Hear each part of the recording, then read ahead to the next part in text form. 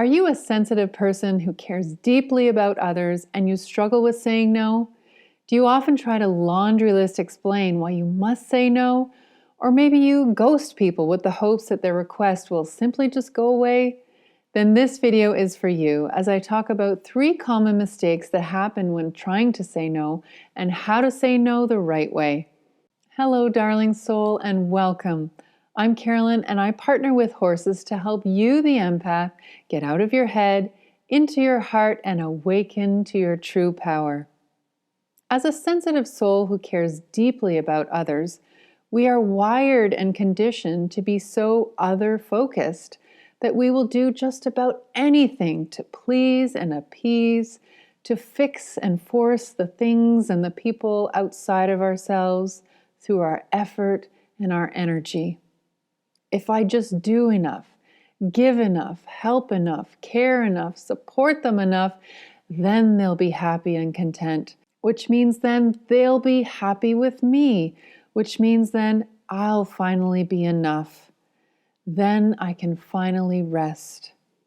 It's like we're trying to win the gold medal of enoughness or reach the summit of worthiness through other people. This is why saying no can be so hard, and that climb to the top of Mount Enoughness can be so debilitating, because if we don't get there, it feels like we've failed. Put a yes in the comments if you know what I'm talking about. So while we're in this race to do enough, we're actually going to hit a wall of, I literally do not have the physical, emotional, mental bandwidth to give you one more drop of myself. And this is where we can get into hot water, because now our backs are against the wall and we've got to say no, but it often comes out in unhealthy ways. Here are 3 common yet really unhealthy ways overgiving empaths approach a no, and most importantly, what to do instead. Saying no with a list of explanations. This is a go-to for us people pleasers. Someone is taking up so much of your time, they're sucking your energy dry, they're in your space, and you know you need to say no more. And so you try to set a boundary, but you do so with a list of explanations and profuse apologies. I'm so sorry. Please don't be mad at me. Here are all the reasons why I can't, whatever's being asked of you, that I need you to understand. Let me endlessly explain myself so that you'll get it and you'll understand where I'm coming from. But here's the thing.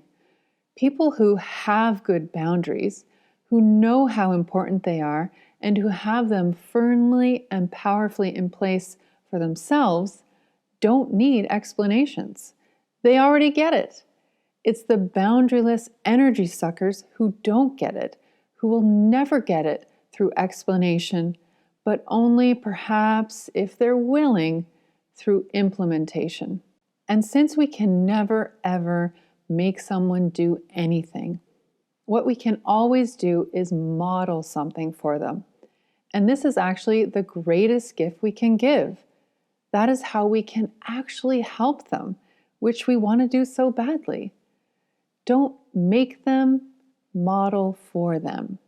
Because as soon as you put your energy into getting in there and trying to make them get it and explaining yourself to death because you need them to understand, guess where you are now?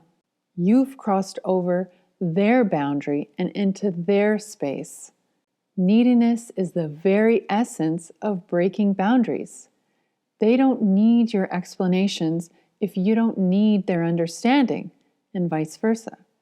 Now, obviously, I know this is so much easier said than done. And if you're interested in learning more, you can sign up for the waitlist as we go much deeper into this in my upcoming program, Beautiful Boundaries. But just as an experiment, try it on and see if there's something or someone that you really want to say no to, and just try it on for size. Say no without any explanation. Full stop. Allow yourself to sit in that discomfort for a minute, knowing that discomfort breeds growth. Ghosting. Number 2 is the invisible no. And what do I mean by that? Well, it's saying no by not saying anything, by ghosting, avoiding, biting your tongue, and just hoping that that needy request from that needy person will just go away. And I know you know that it never does. In fact, it only gets worse as their resentment and anger builds from you not paying attention to them or giving them what they want. Ghosting is not good for anyone. It leaves you in avoidance and them in anger. And both of those feelings are very heavy and draining. Instead of no feeling like this permanent thing, think of it in terms of no for now. It's up to you to decide if you have the resources and the capacity to meet their needs or requests. And if you don't have it right now, it doesn't necessarily mean that you won't have it at a later date. Remember, boundaries are flexible and malleable. They can change and move with you. They are not carved in stone, and they shouldn't be. You are constantly shifting, growing, and changing, and so your boundaries get to shift and grow with you. When you really try to look at boundaries in this way, then it becomes a little easier to practice. And with practice, we become more skillful at setting and enforcing them. With that skillfulness, we build our confidence. We build that trust in ourselves, which helps us to see that there's nothing to fear in saying no. And if we don't have to fear it, then we don't have to avoid it. So don't say nothing, say something. Allow yourself to experiment, to play with it, to fumble, and to learn from fumbling. Saying nothing forces them to speak for you, which will inevitably go through their filter. She hates me. She doesn't care about me. The only way we can get clarity in any of our relationships is through communication. And any attempt at communication is always better than no communication. The angry no. If we don't pay attention to the first two, then this is where we will inevitably end up, the angry or resentful no. Without that clear communication that we just talked about, then we are putting the ball back in their court and expecting them to just get it, to just understand, to just know that you can't, that your bandwidth is limited, and to assume that they give and care in the same way that you do.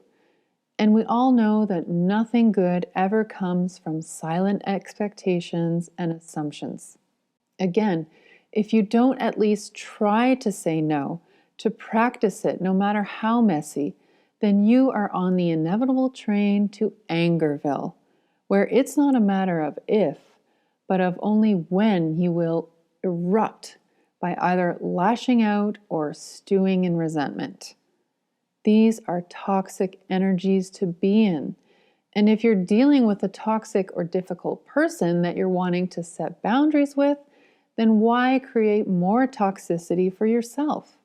And if it's someone you love and you just really can't give any more, even though you really, really want to, you will still be on the train to Angerville because your capacity has limits.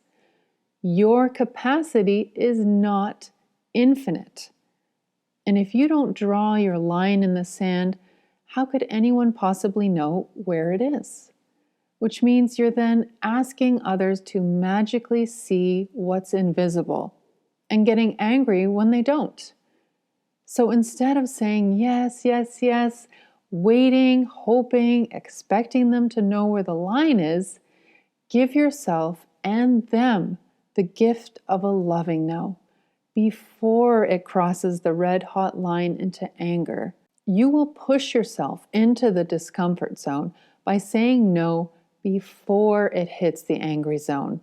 But allow yourself and really challenge yourself to step into your own discomfort, being fully aware that if you don't, you're headed full steam ahead to even greater discomfort over in Angerville. I hope this video on how to say no the right way helped you see the 3 common mistakes that we easily make when saying no. Do you find yourself saying any of these? Pop a comment below and let me know which one.